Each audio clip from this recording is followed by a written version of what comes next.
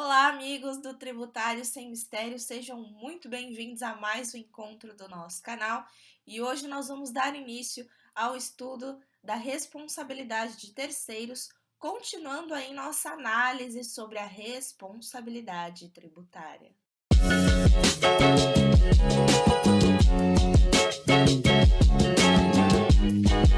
Bom, pessoal, então, desde então, dos últimos encontros nossos, eu venho falando sobre a responsabilidade dos sucessores, dos devedores sucessores. Agora, estamos em outro campo, Vamos iniciar outro tema, que é a responsabilidade de terceiros. Então, aqui, o terceiro, qual é a missão dele, Por que ele tem essa responsabilidade? Ele tem essa responsabilidade porque, no caso concreto, ele zela pelo patrimônio de quem efetivamente é o contribuinte. Olha só, vou ler o artigo para vocês e isso vai ficar muito claro.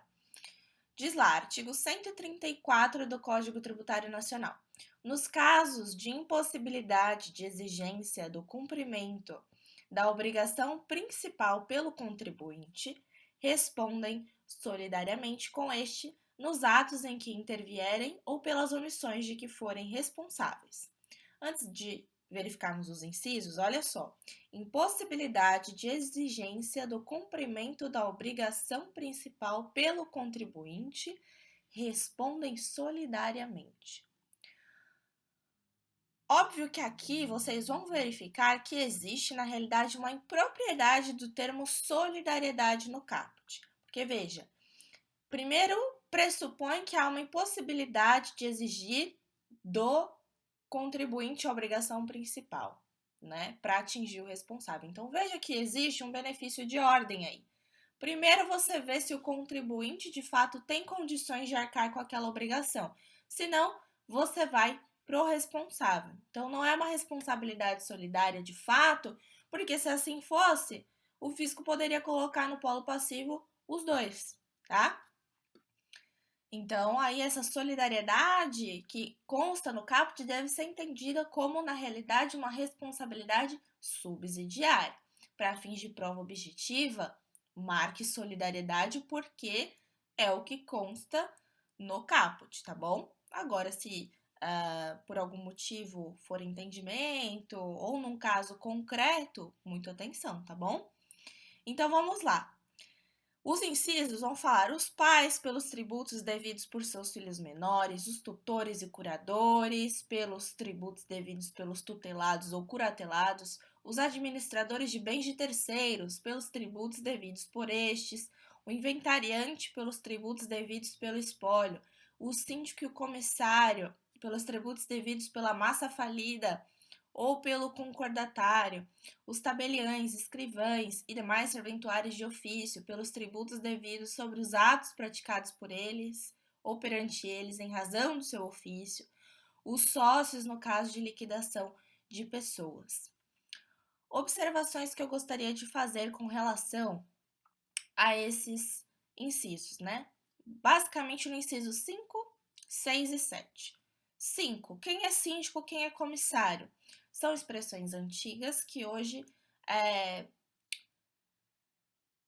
se resumem à figura do administrador, tá? O administrador judicial da falência, tá? Então, quem é síndico, quem é comissário é quem está responsável ali, tá? Na questão ali da recuperação judicial de determinada empresa, tá bom? Com relação ao inciso 6º dos tabeliães, escrivães e demais serventuários de ofício, tem que verificar a legislação específica, tá? Municipal do TBI. Por quê?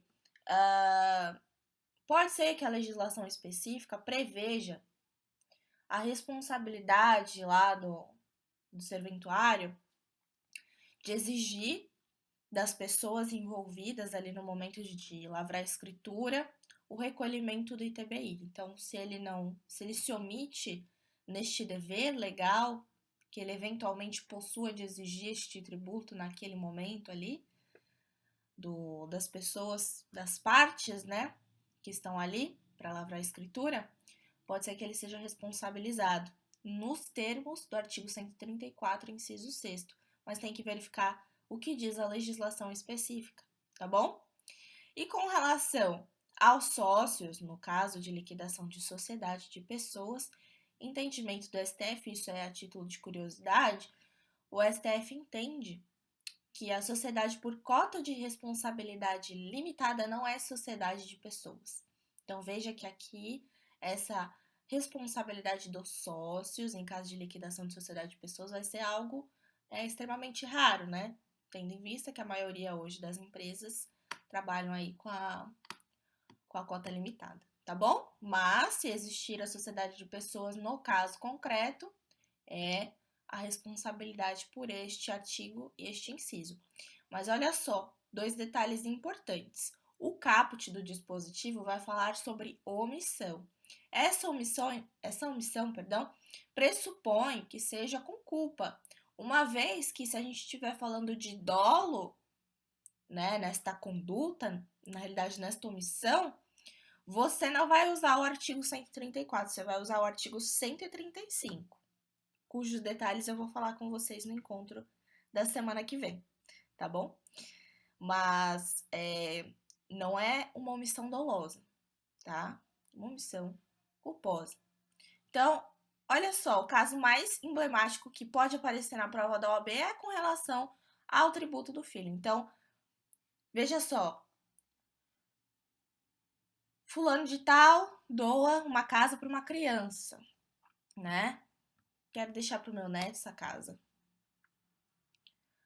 Casa, propriedade de uma criança. IPTU, quem é o contribuinte?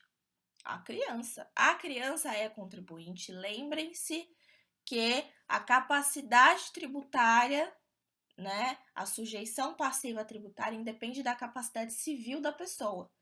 Isso não tem nada a ver uma coisa com a outra. Ela pode ser contribuinte, mesmo que ela não tenha nem capacidade civil plena, né? E aí, então, a criança contribuinte e os pais responsáveis, tá? Cuidado para não cair na pegadinha de que os pais são contribuintes. Os pais não são contribuintes. Os pais são responsáveis. E veja que sempre assim, ó, gente. Como os pais são responsáveis, se tem algum débito em nome do contribuinte, mesmo se o contribuinte for uma criança, se for aquela criança que a família inteira coloca os bens no nome dela, os bens que estão no nome dela podem ser atingidos. Por quê?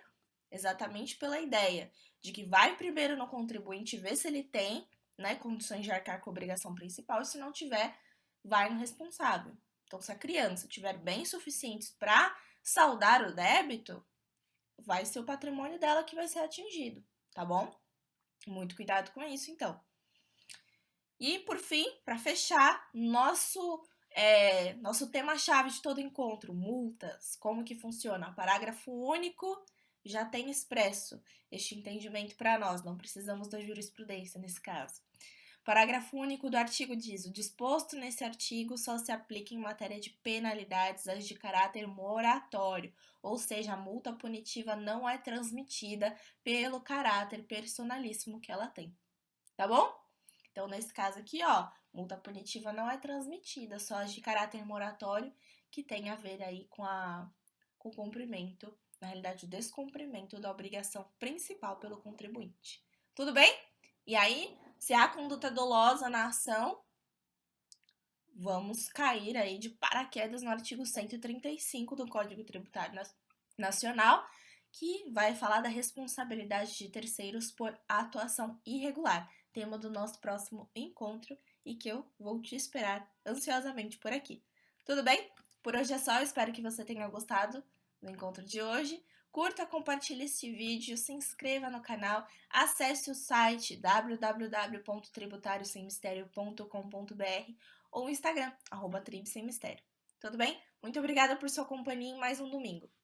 Tchau!